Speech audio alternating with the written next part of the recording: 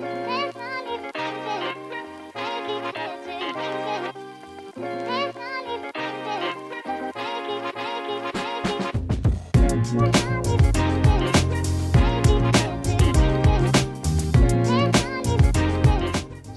welcome to another fantastic Faena Rose event, and just as important, welcome to 2025.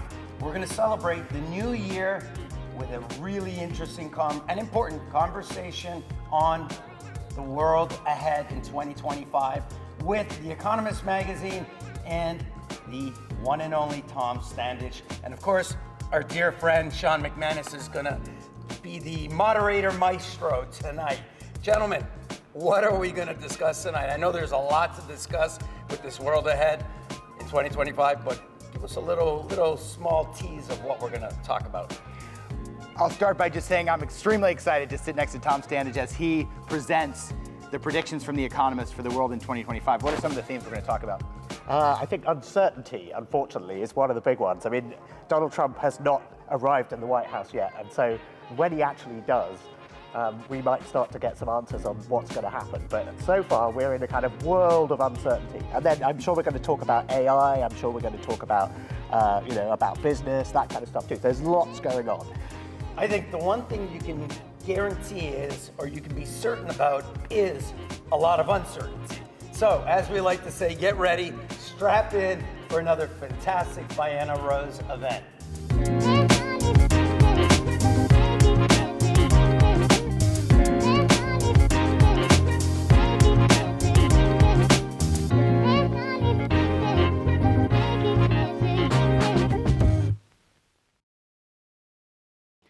So tonight, we're going to have a great conversation on the world ahead. It's 2025. We had a little bit of a conversation earlier, Tom, Sean, and I, where we said, the only certainty is the uncertainty of 2025 and how we really are not sure what the hell is going to happen. We have Daniel Franklin, our dear friend, who used to edit The World Ahead and who we've had in many, many times. Daniel, thank you for joining us tonight. I'm glad you were able to be with us. But let's dive right in and have a really great moderated conversation. Then we're going to open it up to all of you to be able to ask questions. So the moderator tonight is our dear friend and fellow Faena Rose member, Sean McManus. He is the co-founder of M+D, which is a strategic advisory firm. Previous to that, Sean was the programming director at The Economist magazine. I wonder how we got The Economist. He also is one hell of a nice guy. Ladies and gentlemen, please put your hands together for Sean McManus. Thank you, Pablo. All right. Welcome, everyone. Thank you so much for coming tonight. Thank you, Pablo and the Faena Rose team, for hosting us tonight. It is such a privilege to welcome to the stage the deputy editor of The Economist and the editor of The World Ahead 2025, Tom Standage.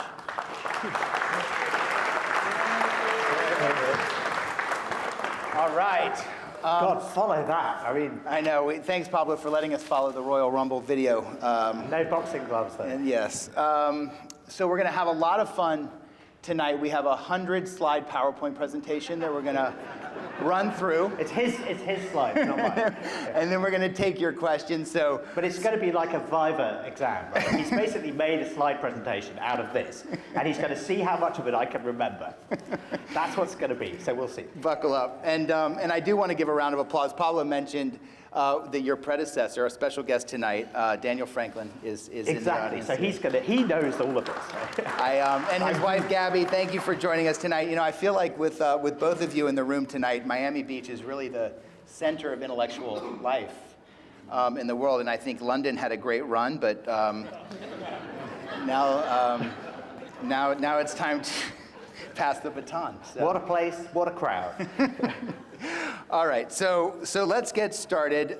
We have a few slides, and we're going to start with a little bit of the calendar ahead. So what's coming up? What are the exciting events that are coming up in 2025? Everyone here tonight, by the way, is missing the Orange Bowl, which is happening right up the street, so that you know what you're dealing with in terms of the people who choose The Economist conversation over the Orange Bowl. But let's go through, Tom, and talk a little bit about what's coming on the calendar for 2025. We can just run through some of the highlights. Well, this one is going to be interesting. So these two astronauts went to the space station and they thought they were going to go for 8 days, and they're going to end up being there for 8 months, possibly a bit longer, because the Starliner didn't really work very well, and it was kind of venting helium, which was pushing the space station off its orbit, and it was all a bit of a mess. So yeah, it's a massive embarrassment for Boeing, and SpaceX has had to bail them out. So I'm looking forward to seeing what happens with that one, in particular on here. And also Kendrick Lamar will be great, obviously. Kendrick Lamar coming up to play the Super Bowl. And so, yeah, let's keep going. Well, the one I think I'd pull out on here is the fact that AI has such enormous energy demands that we are seeing literally 3 Mile Island is being taken out of mothballs to power some Microsoft data centers. So, the energy demand is so enormous that every possible cupboard is being scoured for new sources of energy, and that includes shuttered nuclear power plants. And so Palisades is actually 3 Mile Island is going to take a couple of years to come back on, but this other one in Michigan is going to be coming back on this year, supposedly. And then the other thing to watch out for here is Russia and its central bank digital currency. And this was the whole kind of, the central banks responding to Bitcoin and to crypto, and they were like, well, if crypto is going to take over the world, then we need our version of that, and our version of that is CBDCs. And basically it hasn't gone anywhere, and it's only really Russia and China that is still pushing this because they would like an alternative to the dollar. So we'll see if anyone actually uses this thing when Russia pushes it out. I mean, China forced about 200,000 people to use its central bank digital currency during the whatever it was, the Winter Olympics or something. I mean, they basically said you can only buy things using this. Yeah. They told all the banks they had to support it, but we'll see what happens with Russia's one. But yeah, I mean, CBDCs kind of look quite dead at the moment, so we'll see where that goes. And FIFA, of course, is now headquartered in Miami. The World Cup begins in June, so that'll be a big moment. Tell us about moving into the fall. A few things here. The presidential election in Chile, and that's one of the... So Chile is interesting. It's got one of the 3 elected leaders in the world who's under 45 years old. One of the things we did in the World Ahead this year is we looked at the demographics of world leaders, because there was a lot of discussion in 2024 about how old is too old to be the president of a country. And so Joe Biden was deemed to be too old, but now America has its oldest ever president-elect about to come into the White House, who will be even older than Joe Biden if he makes it to 2028. So interesting time to look at the ages of world leaders. And it turns out if you look at the ages of world leaders, they're all getting older because everyone in the world's getting older. And autocratic leaders are getting older, surprise, surprise, because they try to stay in power until they die. People tend to be living longer, so autocrats are living longer, and as a result, autocratic leaders are on average getting older. The interesting reversal of this trend is that in democracies where you actually get to choose your leaders, on average, the age of democratically elected leaders has gone down over the last 50 years. There were no elected leaders under the age of 45 in 1975, 50 years ago. There are now 3 in Guyana, Chile, and Ireland. And so Chile is one of them. And Boric, Gabriel Boric, he's a left-winger, and he is going to have to tack pretty hard to the right on law and order in order to stay in power in Chile. So that's why that one is worth watching, because it's a sort of litmus test for the extent to which El Salvador-style iron fist policies are necessary to stay in power in that part of the world. So that's one thing to watch out for. The other one is this self-driving car thing. Self-driving cars, everyone got a bit too excited about them about 6 or 7 years ago. But they've quietly started to work, and they actually now do work. And people who go to San Francisco, it's a kind of thing that when you go to San Francisco, you have to go in a Waymo, and it's a sort of tourist thing. And they are, it turns out, a bit cheaper than Uber's. I think they only make right turns though, so if you want to make a certain routes where you go, why the hell is it taking me this really long route? It's because it only really wants to make right turns. No, self-driving cars hate making unprotected left turns. It's a complete nightmare. So anyway, I think that's something worth watching, because Uber kind of tried to make its own self-driving cars. I went in one in Pittsburgh. It was really interesting because it had to know what the Pittsburgh left was. Anyone know what the Pittsburgh left is? It's a weird kind of Pittsburgh rule about about traffic lights, but it knew about that. It did not know about slowing down with potholes, and boy, there were a lot of potholes in Pittsburgh. So I can tell it was not a human driver, because when we were barreling along the road, there was a pothole. It was like, I don't care. But anyway, then unfortunately, one of Uber's cars hit a pedestrian, and they shut down the whole program because that was the first fatality from a self-driving car. And now they have done this deal where they are. They want to tie up with other people who make self-driving cars. So we'll see what happens there.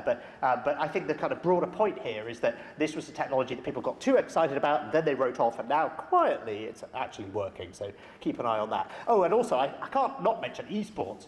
Esports is like a video game Olympics. We don't know when this is going to happen yet, but why would anyone want to watch people play video games? Well, why would anyone want to watch people play snooker? It turns out that, or darts. I mean, sports are weird, but people want to watch people do competitive things. So esports Olympics could be a thing. So let's talk about some business trends for 2025.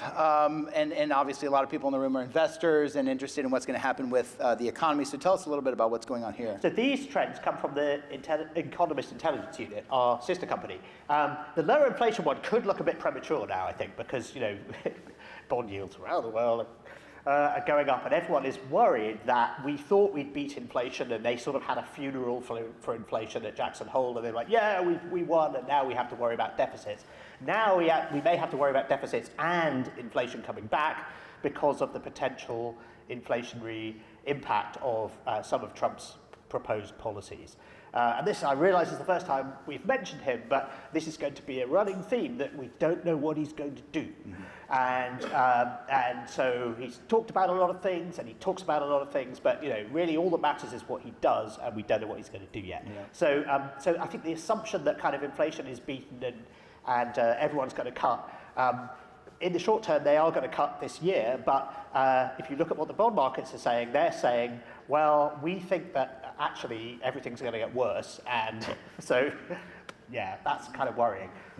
What else have we got here? I mean, that also affects housing markets, and then on health, yes, it's true that humanity is aging, and maybe we should be spending more on healthcare, but I don't think we should be spending more in quantity. I think we need to be spending more wisely and in sort of a smarter way. And I think there are various versions of that problem around the world. But I mean, we have a version of that in Britain, and America has a version of that too. So it's not just about throwing money at healthcare. It's about spending the money more wisely for an aging population, which means more emphasis on preventative care and that kind of stuff. And we'll talk a little bit about the countries that are getting a lot older and the countries that are demographics. It's always there. And then this is the super forecaster. So the super forecaster team. Super forecasting is so there was a thing called the Delphi method that was invented by the Rand Corporation in the late 1950s. And it was a way of coming up with forecasts. And it's really cool because you basically make anonymous predictions, and they would do this in like memo envelopes, but you could do it like with a pot on the table. So you all have to make a prediction about a thing, and you also have to say why you think that prediction is right. And then everyone gets to see, so it's called predict, discuss, predict, and you do several rounds of this, and it turns out that you have a kind of wisdom of the crowds effect. Philip Tetlock at UPenn came up with a supercharged version of this called super forecasting. And we are very lucky to have a long-standing relationship with the super forecasting team, and they give us a selection of super forecasts each year. The US intelligence community held a geopolitical forecasting competition about 15 years ago, and they had various teams, from investment banks and universities and think tanks and so on. And the super forecasters beat everyone by a really enormous margin. But it could have been a fluke. So they had the competition again the following year, and the super forecasters beat everyone again by a really enormous margin. So they just stopped having the competition and said, look, we'll just fund these guys. So they have a pretty good track record. Anyway, two things you've picked out here. What's going to happen to NVIDIA's market cap? They're saying, so 10 plus 36 is 46, so 4% into here, they're saying that it's going to end up at a bit over 4 trillion, which would be, I think, slower growth than we've seen in 2024. I think we'll see NVIDIA's market cap go up this year, and then I think we'll see it come down a bit. So I think it may peak higher than that, but then come down. Buy NVIDIA. I think that's one of the big themes for this year, which is, have we kind of got a bit overexcited about? Because if you look at the Trump bump the whole, the Dow went up and the Nasdaq went up, but the Dow has kind of gone back to where it was. So the Trump bump was really a bump in the AI companies, and it's a sort of bet that there's going to be massive deregulation of AI and it's all going to go really well. We don't really know. We'll come to that for other reasons. And then we've got this whole question about what's going on with the Chinese economy. And clearly there is huge deflationary pressure. I think the most recent numbers from factory gate prices, which is a sort of interesting indicator to keep an eye on, it's the 26th consecutive month of factory gate price decreases in China, which suggests that factories are just producing far more stuff than the local economy wants. And obviously the government is very big on, well, let's just export it instead and let's sort of bomb everyone else's markets with solar panels and EVs and batteries. And that's great because then we'll control those industries. And so there's a sort of logic to it, but it's, domestically the economy is not in a good place. And again, if you look at the sort of implied median of this, it's about here, right? Because that's 6 plus 37 is 43, and then you want another, so you want to be about here. So that's sort of, inflation of way less than 2%. Yeah. And parts of the economy in China are clearly in deflation. So it's the Japanification of the Chinese economy, and I think that's a broader risk. Relatedly. Well, I just sort of talked about this because the Let's talk about exactly. him. Okay. Well, I think that one. No shit. So He's got zero chance of winning the Canadian election. You were almost right. Yeah. Okay. Look, we came out in November. Okay. I'm pleased with this one. This is very clear. Yeah. Yeah. Okay. Well, you can move on from that one. Well, so I heard that the United States might be taking Canada over. Well, it turns out that if you want to be a serious world leader, this is clearly what's going on with Trump, I think, is you have to cover neighboring countries. So Putin does it, Xi Jinping does it, Trump's got to do it. Yeah. He's got to say, look, we need to take over Canada, and we need Greenland, and Panama, and whatever else. And so, and Mexico, we're going to invade Mexico, and we're going to rename the Gulf of Mexico. Yeah. Look, he can say anything he likes at this point, because he's not the president. Well, how many Canadians do we have in the room? Pablo, we have a few. So just as a departure, what's the next move in Canada? He'll be stepping down. And they're having a leadership election. I mean, he's prorogued Parliament, so nothing's going to happen for a while. And then they'll probably have an election in something like May. Yeah. So it's going to take a while. And then the Conservatives are probably going to win anyway. I mean, the lesson of 2024 is that voters around the world are chucking out whoever is in power, largely because of inflation.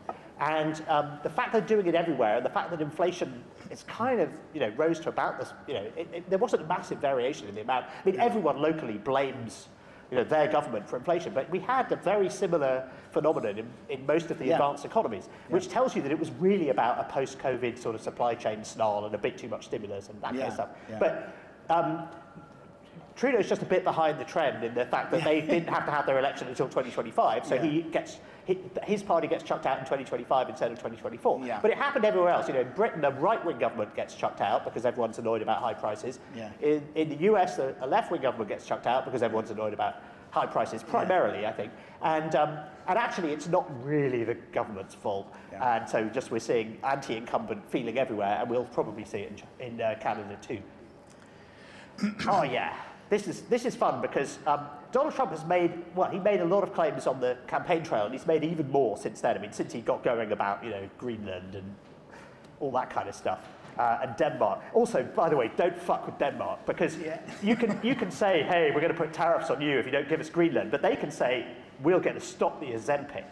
Right. That's it. Game over. Yeah. Honestly, he hasn't gamed this out. Honestly, if you take Ozempic away from America, it's going to be a disaster. We're done. Right. So he needs to think about that. Yeah. But anyway, if you think about all of the things that he said on the campaign trail, you can sort of put them on a scale, and we call it the MAGA scale of policy plausibility. And it's like, how likely is the thing that he says going to happen? So one of the things he said was going to happen was that America would become the dominant producer of energy in the world under his presidency. Fortunately for him, it already is. And he's not even in the White House. So tick, job done on that one. So that's like 5 out of 5 probability. Yeah. And then you've got kind of things at the other end of the scale that's never going to happen, like making American university students more patriotic. I don't think that's, I mean, there are big First Amendment problems with that too. But the trouble with this scale is that most of the things that Donald Trump has promised are in the middle, and we just don't know how likely they are. And, you know, he says he's going to end the war in Ukraine in a day, and he's going to slash government spending, and he's going to deport 11 million people, and all this kind of stuff. He can't do all of these things. He can probably do, and he's going to put tariffs on everything, and blah, blah, blah, blah, blah. And he's going to abolish income tax. I could go on. I mean, we need to get back in the mindset of don't listen to what he says, look at what he does. And he can't do all of these things. He can do some version of some of these things, and we'll find out what once he gets in. But at the moment, he's still in this fantastic honeymoon period where he can just go, hey, I'm the most powerful person in the world, and everyone is terrified of me. And so, you know, I can say stupid things and everyone will love it, and it's not my responsibility to do anything yet. And then we have the kind of lawfare thing. Yeah, I mean, what is lawfare? Well, I mean, the whole, you know, most Americans have sort of lost faith in the rule of law, and there is this weird breakdown that we now have a situation where if you're the same party as me, you're innocent by default, and if you're not, then you're guilty by default. And that seems to, you know, the rule of law doesn't seem to apply either way around. Both sides are unhappy with this. That's a big deal. It is, and I don't see how that ends really.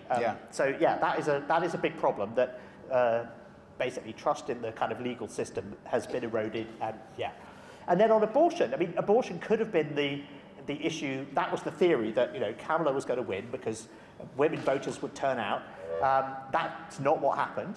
So I think what we're going to see this year is the drama is going to move, the fight over abortion rights is going to move to the states, it's going to move to the courts, and we are going to see this broadening divergence between the states where you do have a right to abortion and the states where you don't, and we're going to have lots of legal arguments about whether you can cross state lines, whether you can send pills across state lines, and this kind of stuff. And actually, you know, Trump doesn't have a great deal of influence on this. He can control how tightly some of the federal laws are imposed in some of these areas. But anyway, I think that this is going to be a story about, and he talks about, you know, this is something the state should decide, because that's a very helpful way of getting it out of his in tray. But I think that is really what's going to happen. There's going to be lots of legal battles and lots of state level fights. Anyway, AI, this is the big you know, business question, I think. This is one of the biggest business gambles in history, as far as I can tell. Something like $1.5 trillion is going into AI infrastructure, and that's chips and data centers and server racks and cooling systems and electrical systems and all the rest of it between 2025 and 2027. So that's a huge investment, which is assuming that people want to buy AI services. But if you look at surveys of companies, 5% of American companies are actually using AI in their day-to-day processes. That's not very much, and you would expect American companies to be at the forefront of this.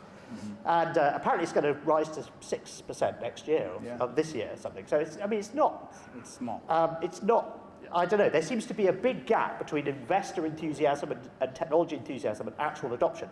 The weird thing, though, so it's 5% of companies. If you ask employees, then about a third of employees in America say, yeah, they use AI at least once a week. And if you ask certain employees, if you ask software engineers, it goes up to, 80% of them are using it. Even people in HR, they're 75% of them using it. If you look at OpenAI's revenue, 70% of OpenAI's revenue is coming from consumer subscriptions to ChatGPT, not corporate subscriptions. What this tells you is that there is an enormous amount of AI use going on in secret. Lots of people are using it at work, and they are not telling the boss. And you can see why this is. If AI is making you more efficient at work, are you going to tell the boss? Because the boss is just going to say, great, have twice as much work. In fact, train your team how to do this, and I can fire half of them. So there is, I think, a really kind of big cultural, managerial question about how you have a sort of trusting environment in the workplace about this stuff, because every company is going to have people who figured out really cool stuff to do with this technology, and they are just keeping it to themselves, because then they are going to get the promotion, they are going to get the pay rise, they are not incentivized to share this at all. And so I think that means there is a sort of, in 2025, this crunch, which is more and more money's going in, but the statistics are showing, well, this isn't really doing anything. Everyone's saying, no, I'm not using it. No, definitely not. And so will the kind of the adoption increase, and will the technology become more useful before investors lose their nerve on this? Because most companies do not seem to be making use of this to the extent that you might have thought. How's The Economist using it? So we're using it, we're not using it to write stories. I think that's the crucial thing. We still think what we sell is the sort of expertise of humans. And for the time being, I mean, journalism is about finding stuff out that isn't already on the internet. And AIs are quite bad at that. Right. I mean, it involves kind of like ringing people up and like going to things. And so I think we can use it for things like translation, for summarization, make better search. We're dubbing our videos into lots of different languages with all the lip syncing. And there's lots of things we can do to make our journalism more accessible to a wider audience using AI. But we are not using the AI to actually produce the actual journalism. Not yet. Who knows? Oh, the third nuclear age. So the first nuclear age was the Cold War. And the second nuclear age was after the Cold War, and everyone said, okay, the Cold War's over, we don't need so many nukes, hooray! And then everyone said, oh, no, actually, Putin's being a bit naughty again, and China is scaling up. So now we have a third nuclear age where we have 3 potential superpowers, and we have things like New START.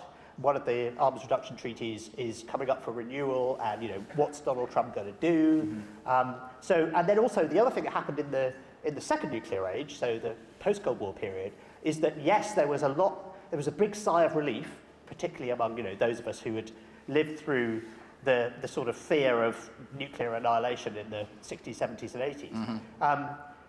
But so there was that got off the table, but lots of new countries showed up as nuclear powers during the second nuclear age. So we have a much more complicated situation now, and that is something one of the many things that is landing on Donald Trump's in tray. And I suppose Iran is the most obvious. Iran and North Korea. I mean, he says North Korea is fine because he's like busy mates with Kim Jong-un and all the rest of it. But I mean, Iran is the interesting one because Iran really could go one of 2 ways. It's obviously in a very weak position now. Does it say, is it like a cornered rat, to use the Putin analogy? Does it say, okay, this is the time to like go nuclear and scare the hell out of everyone? Or does it say, okay, let's just do a deal and go back to being a normal country? Right. And honestly, we don't know. One of the things that we say in World Ahead is that Iran looks like it seems to be putting out feelers that it wants to do some kind of deal. Yeah. And you can imagine Trump would want to do this. Yeah. But he would want the photo opportunity. He would want to, be shaking Khomeini's hand and go, look, I've brought peace. And apparently he proposed just this kind of thing in his first term. But the photo opportunity would just look like such a capitulation. Yeah. So I think there is a big question about whether the theatrics would actually prevent a deal. But anyway, that really could go one of either ways. Casey Hammer is a really interesting guy. Who's heard of Casey Hammer? Yeah. Nobody. This is really interesting. So Casey Hammer reminds me of Elon Musk 20 years ago, which is when I first met Elon Musk, actually 22 years ago. Back then, Elon had less hair and I had more. So what's going on there? Technology is wonderful. That's what it is. But there's a video of me interviewing him, and he's just got like this widow's peak and no hair at all, and I've got like a total Hugh Grant thing going on. And that was my Hugh Grant period. Anyway, That was very good. So the reason I say this is that back then, Elon Musk had lots of big plans for lots of industries and lots of fingers and lots of pies, and he sounded crazy, but actually he's done a lot of those things. And Casey Hammer is a very similar guy. He's also an immigrant from Australia. He worked at JPL on Mars rovers for a while. He's a very interesting entrepreneur. And in fact, I was talking to Ashley Vance, who wrote the best-selling biography of Elon Musk. And I said, oh, have you come across this guy, Casey Hammer? He looks really interesting to me. And Ashley said, yeah, I've just spent a week with him. He has a kind of castle where he's building stuff. And his current startup is making synthetic fuel. He's got this kind of shipping container-sized thing that makes free fuel out of the air. And what it does is it has solar panels, and it sucks carbon dioxide out of the air, it electrolyzes water, it takes the carbon from the carbon dioxide, the hydrogen from the water, and makes a hydrocarbon, methane, out of them. And because it's using its own solar array, But usually when you talk about synthetic fuel, you go, this makes no sense at all. It's too expensive because you have to buy the energy from the grid. If you've got your own solar array plugged into the thing, you don't. The energy is free, and you just have to, the only cost is time. So this is a machine that prints out methane. And he says if we scale this up, if you look at the rate at which solar panels are falling in price, it is going to be cheaper to make methane out of the air than it is to frack it within the next 10 years. And the broader point here, I think, is if you go back to the 1990s, people said, oh, the internet's going to make communications free. And everyone said, no, no, no. Telecoms is very expensive. Do you have any idea how difficult it is to build a 5 nines reliability telecoms network? No one's ever going to use the internet. It's so unreliable. And of course, what happened was we ended up with long distance calls are free, and you can have the whole of the, you can have all of the world's music in your pocket, and all the rest of it, because it turned out communications could be made basically free marginal cost, and that liberated a whole load of business models from a whole load of constraints. His point is the same is going to happen to energy. We have all grown up thinking energy is a commodity that you buy and you burn it and then it goes away. And actually energy is a technology that prints money. Solar panels are just printing energy, printing money. And he says we need to adapt to a world where energy is free. What does that let you do? Well, you could print fuel, is one thing you could do. You could desalinate as much water as you want from the sea, etc., etc., etc. Interesting guy, worth watching. The other thing he did that's really, this shows you the kind of breadth of his intellect. There was this villa in Herculaneum next to Pompeii that was carbonized when Vesuvius erupted in 79 AD, and it had a library in it that belonged to the father-in-law of Julius Caesar, full of papyrus scrolls. And people have been trying to figure out these scrolls. They look like kind of basically bananas made of charcoal. But we know that they are, in fact, Greek and Roman scrolls. And people tried to unroll them and they just fell apart. And so for about 15 years, people have been scanning them at very high resolution to try and work out what's in them. It could be a lost play of Sophocles. It could be like new poems by Sappho. Who knows what it is? This guy had a serious library. And they never got anywhere. And then about 18 months ago, there was a breakthrough. They figured out how to interpret where was ink and where was not ink inside these scans. And the person who made that breakthrough was Casey. And he did it not by doing any fancy software or anything, although he's a brilliant programmer. He did it by eyeballing the CT scans of the scrolls and saying, this reminds me of sand dunes on Mars. There's a kind of ripple pattern. I think that corresponds to ink. And it turned out that it did, and they could program a machine learning system to do it. So he provided the key insight that has allowed ancient texts to be read for the first time in 2,000 years. And I think we're going to get more ancient texts out of that villa in the coming years. And Nat Friedman is the venture capitalist who is paying for all of this. And Nat Friedman is also someone to watch. I mean, honestly, his track record, and I mean, I'd say he's the next Mark Andreessen, but I think he's smarter than the next Mark Andreessen. And he is invested in anyway, this is like going back 20 years ago to when Elon was like, you heard it here first, appearing. the next Elon This is Musk. somebody to watch, I think. And the next Mark Andreessen. Yeah. Oh, and space stuff. Yeah, lots of space stuff. My favorite is probably there's going to be a Nokia 4G network on the moon in February. Think of the roaming charges, though. I mean, you wouldn't want to use that. But yeah, I mean, the idea is that instead of building new radios all the time for all of these things, we should just use off-the-shelf technology like we do with everything else. And so that's one thing to watch. We'll see those astronauts come back from the space station. Tomorrow morning, I think we're going to see the world's second biggest phallic symbol, which is Jeff Bezos's rather than Elon's. We'll see if it blows up or not. So fingers crossed on that one, because honestly, it'd be really good if SpaceX had a competitor. And Blue Origin has taken a long time to get to the starting line, but yeah, that would be good to see what happens there. We're going to get the seventh flight of Starship. There's a whole bunch of moon missions going on. I mean, I think they're a bit under the radar because there were a whole load of them last year, and about half of them didn't work. But just the number of times that we're throwing stuff at the moon and trying to get stuff to happen on the moon has really gone up. So yeah, there's lots going on there. Ukraine. So Trump says he's going to end it in a day. Trump says a lot of things. If you look at what Ukraine and Russia say, it's sort of harder to see how you get them to the negotiating table. Russia thinks it's winning, because it basically is. So I don't know how up for negotiating they'll be. I think that really depends on economics rather than the what happens on the battlefield. But yes, the super forecasters think there's a pretty good chance that that we'll see the beginnings of some kind of peace talks happening this year. And also, if you look at opinion polls, something like 2/3 of Ukrainian population say, look, let's just make a deal, let's stop the fighting, and Zelensky talks about not conceding that Russia can keep the territory it's conquered forever. He says that solution will be, we'll take it back in the future through a political process. And he has in mind what happened with East Germany. Yeah. So East Germany was not taken back through invasion. It was a sort of recognition that capitalism has won. And I think that's what he would like to do, and sort of make the rest of Ukraine a successful Western, capitalist, European-facing country, and then in the fullness of time, hope that you get to reunify with the rest of the country. But that's quite an optimistic. That's a very, very long-term view. We're going to talk about one more conflict, and then we're going to go to some questions before we come back to slides. What's happening here? Yeah, well, we don't know. So Trump, again, has used his sort of strategic ambiguity, which is a Taiwanese thing, but actually Trump uses strategic ambiguity for everything. He says that if they don't sort out the hostages in Gaza by the time he takes office, there will be hell to pay. What the hell does that mean? For who? By whom? Well, who's going to do what? I mean, we don't know. But the presumption is that he will give Netanyahu a freer hand in whatever he wants to do.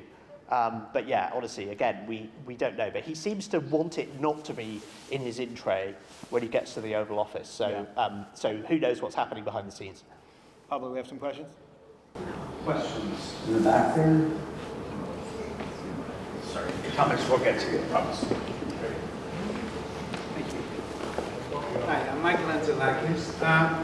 My question is that even though you question the value of the AI investment, you don't seem to question the investment in bitcoins. So the investment in cryptocurrencies. No, I do. I completely. Particularly because the AI is likely to break the blockchain, which is the foundation of cryptocurrencies, in reasonable time. I think people are more worried about quantum breaking blockchain, but I don't really care what happens to blockchain. Blockchain is stupid.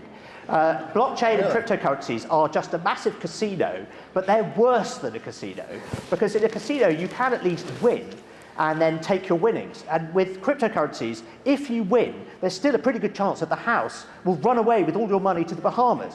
So I've just had nothing, there is no use case for cryptocurrency except for laundering money, as far as I can tell. It is a useless technology. It is a terrible form of money. And that's why I'm not talking about it. So, yeah. How do you really feel? Yeah, there you go. I felt like this about crypto all the time. Look, I'm a computer scientist. Crypto is really, really clever from a computer science point of view, because you can make as many copies as you like of a digital photo or a Word document or whatever you like, but you can't copy. And so what crypto does is it says you can make a digital object that's hard to copy, and then you can make coins and you can make money. That's really clever from a theoretical computer science point of view. It's just totally useless when you actually want to use it as money, as El Salvador shows us, because they tried to use it as money and it was a disaster.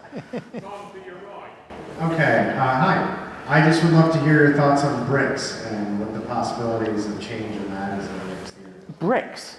Now, BRICS is interesting because BRICS is a club where all they have in common is that they hate the West, the Western kind of rules-based order, and that's all they have in common. So they can't really do anything because they don't agree on anything else. They tried to have a development bank and they couldn't decide what to do. Some of them are democracies, some of them are autocracies. I mean, it's a bit, they basically don't like this, but they don't, I mean, this is always what happens with revolutions, like the French Revolution. We don't like this, well, let's get rid of it. Now what do we do? Oh, we don't know. And then they all disagree with what they want to do. So I think the BRICS is kind of, it's a very weird, it doesn't have any clout at all because it doesn't have a common objective. Whereas if you look at, say, the G7 has a whole bunch of shared values, and so they're able to sort of act in unison in a way that the BRICS aren't. The BRICS really, really aren't. I mean, India and China they've patched it up now, but they've been at loggerheads on lots of things, and they have completely different political systems. And I mean, honestly, it doesn't make sense at all. It's just an acronym. So yeah, ignore it. 9 o'clock, Tom, 9 o'clock to your left. That 9. What happens with Elon and Trump in 2020? That is such a good question. So I think everyone thought this was a bromance, but apparently it's not. It's much more of a father-son thing. And you can see why. Because if you're Trump and you look at your sons, I mean, they're not the sharpest tools in the box, are they? Whereas Elon, he's like the richest man in the world. He's a self-made billionaire, practically a trillionaire. You know, he's awesome and he loves you. Meanwhile, if you're Elon, becoming the richest man in the world, even that is not enough to make your father want to talk to you again. He's been estranged from his father for a long time. And who better to have as a father figure than the most powerful man in the world, the President of the United States? So honestly, it's a match made in heaven. And I think if you look at it through that prism, it's not about who's the alpha male, who's stronger, who's tougher. They kind of reinforce each other. And I think that could mean that this could last months, not weeks. And the falling out might not even happen until the second half of this year. So we'll see how far it goes. I mean, it's been interesting to see. Trump said some funny things. It's like, no, Elon's definitely not the president, and he can't be anyway because he's from South Africa. This sort of stuff. I'm not even going to try and do a Trump voice. But it's been interesting to see. And then on the H-1B visas, that whole argument. Trump kind of took Elon's line, except he kind of didn't. So again, we're in this honeymoon period where everyone can just say stuff and it's fine. But once you're in power and you actually have to make decisions, that makes things rather more crunchy. And we will see which side on these various arguments people back. And yeah, I think that's a really, really good question. And I think that's one of the big shaping factors for the coming year. One over there. No, it's something I didn't see the humor coming. Kudos to you. Thank you. There, please. To you, Ryan. Hey, Jeff Spence, just 3 questions for you. Okay. Let's keep it up, Jeff. We got a lot of people here. Is it kill, marry, fuck? One answer. I'm assuming now is the most uncertain time we've had in decades.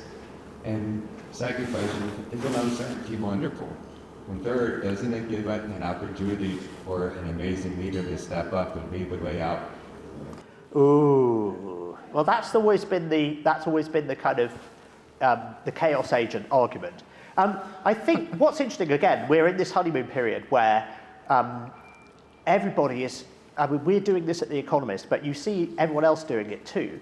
We are not going to say, look, this Trump presidency is going to be a disaster, it's all going to go terribly wrong, he doesn't know what he's talking about on economics, etc., etc. Instead, we're saying, look, actually, some of the people around him have got some good ideas, some of this could go well. Here is an optimistic case for how it could go. So we're trying to see the optimistic case. And I think that's the right thing to do right now. We'll see what happens when he actually takes office. But I think there is a lot of, essentially, he has outlined so many possible things that he could do that everybody has looked at the Trump menu and said, oh, I like this, and I like this, and I like this. Mm-hmm. And I'm sure he's joking about the rest of it. And the trouble is they're all choosing different things. Right. It's like a Prince album, right? I love Prince albums, but half of every Prince album is crap. But everyone disagrees on which half it is.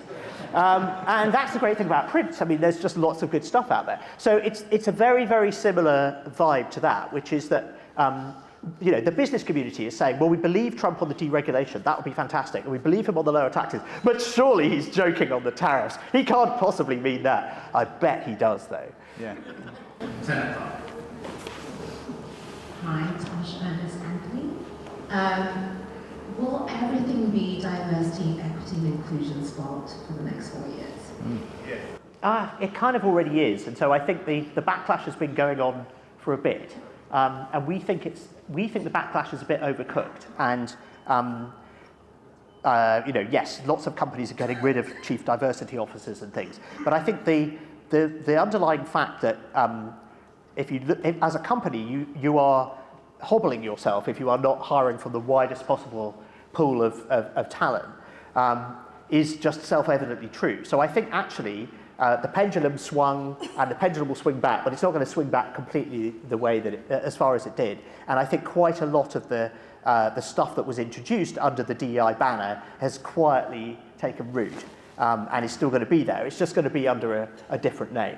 And so we see lots of companies kind of performatively shutting down units and renaming people. But I think there has been and this is how change happens, right? The pendulum swings and so on. So I don't think I think the backlash was well underway before Trump came along. Trump has given obviously lots of companies cover to cut things, but I think there has been a shift, and if anyone thinks there hasn't, and if anyone thinks that we can go back to the way things were 10 or 20 years ago, then they're just going to be outcompeted by companies who disagree. Hi. What's your view on how Turkey is repositioning itself in the Middle East and trying to rise to become a superpower? I've always described Turkey as the most incredible sort of diplomatic acrobat ever. Turkey is friends with everyone and is like, Turkey wanted to join what's the crappy version of, what's the crappy Russian version of NATO? Is it the CSTO? Is that what it's called? I can't remember what it's called. It was about the only international club that Turkey wasn't a member of. I mean, basically, it'll join anything. It'll be friends with everyone. It'll buy Russian missile defences while it's a member of NATO. It'll be threatening to invade Greece while it's a member of... honestly, Erdogan is just, he should join Cirque du Soleil, basically. He's incredible. So that's the thing. And so it's very, very, they're always just going to play everyone off against everyone else, and that's what they're brilliant at. So yeah, I think you have to see everything through that prism. And obviously what's happened lately with the weakening of Iran and so on has changed the picture, but we're just continuing to see that incredible footwork from Erdogan. Oh, I see we have Malay up here as well. Yeah, let's talk about Argentina real quick, and then we'll go to Pablo. Speaking of liberation economies, El Salvador recently discovered $3 trillion in reserves, gold reserves, right, where China, not the Lockheed's found what AI doing, right, can say about it. Where did they find them? In the sofa? This just happened, I think, in December, beginning of December. Oh, I was unaware of that. Okay. $3 trillion, and to me, that is the equivalent of the Saudis 100 plus years ago finding their oil reserves. Oh, you mean they found like gold in the ground? Yes. Right. Okay. Okay. So people are always finding. Okay. Well. Okay. Yeah. Okay. That sounds extremely convenient for a country whose economy is in not such a great place. I mean, this country has found the biggest lithium reserve ever, and one of the reasons Trump wants Greenland, I think, is because of the rare earths. So there is. You tend to, people worried about running out of uranium in the 70s, and then when people worry about running out of things, suddenly people go and look for it and find more of it.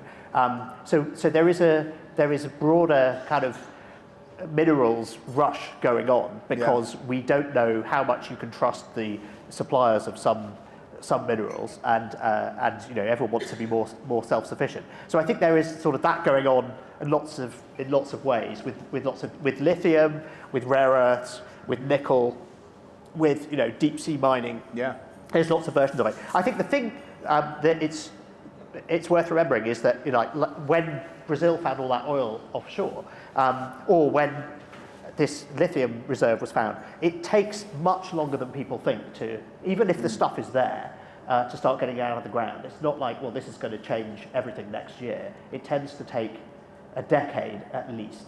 And with how quickly that can change the economy, or how quickly finding lithium in this country can change the energy transition, is very easily overestimated. It actually takes much longer than people think. Right.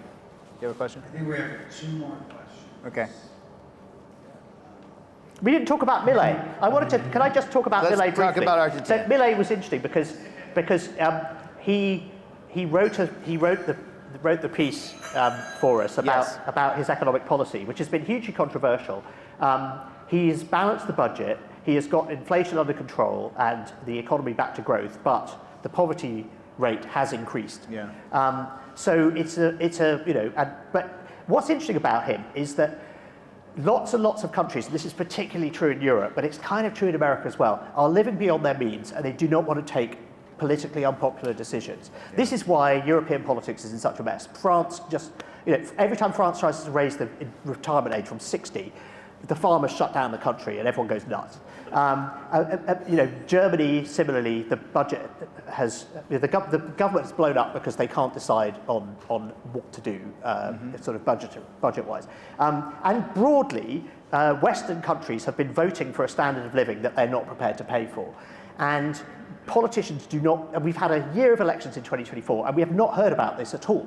We have not heard about the fact that many advanced economies are running unsustainable deficits. And this is not surprising, because if you talk about that and say, well, so we're going to have to raise taxes and cut spending, because then you lose the election. So we've had this extremely, this thing that no one will talk about. And there are going to be lots of very difficult economic decisions that have to be made by lots of countries around the world this year and in the coming years, because they are spending too much, they aren't raising enough in taxes, and they also, in many cases, need to raise their defense spending because they can't rely on America as an ally anymore. And this is really tough. What's really interesting about Milei is he comes in as a political outsider and he just doesn't care. He's willing to make incredibly unpopular, really, really brutal, radical changes. And whether you agree with them or not, I think that kind of willingness to actually do, and that's essentially the appeal of Donald Trump. Will he do things on this scale? I mean, the claims that they can reduce government spending by $2 trillion is all a bit crazy. But Milei is just a really interesting character because he shows you that if you are prepared to do really radical things, it can make a big difference. Do you think it'll work for the long term? We'll see. I mean, I think his point is that Argentina was living in this kind of cuckoo land for decades. And somebody finally had to say, look, you have to confront reality. And Argentina is such an interesting country because it was as wealthy as Western European countries 100 years ago, and it went backwards. And it's a reminder that if you're a rich country now, it doesn't mean you're going to be a rich country in 100 years. And countries can de-develop, and Argentina did. And so basically nobody owes you a living, and I think he's a really, really interesting character for that reason. The other thing was that he said when he agreed to write the article that we weren't allowed to edit it or fact check it, and that he would blacken our name forever if we introduced any left-wing ideas to it. So it was an extremely delicate process editing this, but I'm very, very glad that we got his point of view and his position into the world ahead this year, because I think he's a really, really interesting character to keep an eye on. And we're going to end it with one, and by the way, we have one last question, but by all means, we could take it over cocktails at the end, please. Thanks, Bob. And Steve Shapiro, Tom, thank you very much. As I mentioned earlier, I've been reading The Economist since 1972. And I think my subscription began at about 75 when I had enough money to do that. I'd love to ask you about other things. I'd like, what's Russia's target after Ukraine? Is it Moldova or Georgia? Or the right wing, or the move to the right throughout the world? Austria looks like it's going down next. But I want to ask you about The Economist. I love The Economist. I don't think there's anything like it. And I've been through a lot of editors since 1972, and I dare say a lot of deputy editors since 1972. And it still stays consistently magnificent. How does that happen? I know nothing else, no other magazine or journal that has done that. So kudos to you guys, but tell us the secret sauce. That's very kind of you, thank you. And thank you. No, thank you for paying our salaries as well. Yeah, 1972, all right. No, that's very sweet. I think at the end of the day, I think it's the way that the role of the editor-in-chief at The Economist is very different.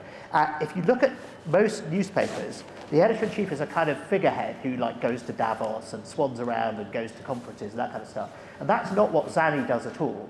And the absolute top tier of editors are very, very engaged in the in the journalism. I mean, someone once described the editor-in-chief of The Economist as the most highly paid proofreader in the world, because literally Zanny is saying, take out this comma, change this, this which should be a that kind of stuff. The attention to detail, it's not the case that when you get to the top of the pyramid, you are further away from the humdrum, so it is that, and also it's a relatively flat process. Also, the amount of time that the editor-in-chief spends on things like the cover on Tuesdays is extraordinary. So this is not something that's delegated to somebody else. It really is that sort of very tight grip on everything. And it's about it's a relatively small team. So it's about 150 people who are writing the core journalism, and then about another 150 who are doing the audio and the video and the social and all the other stuff around it. So it's a small team within the Dunbar number, and I think that gives The Economist its unique culture, and that's something that we're trying very hard to preserve. Kudos to you. Thank you. Thank you for that. With that said, I want to take a moment to thank Sean McManus, Tom, and thank you all for joining us tonight. I want to remind you that the next event will be an event that Tom will be front row center for the Michael Saylor conversation on Bitcoin. So next Wednesday, conversation on Bitcoin with Michael Saylor. Thank you all for joining.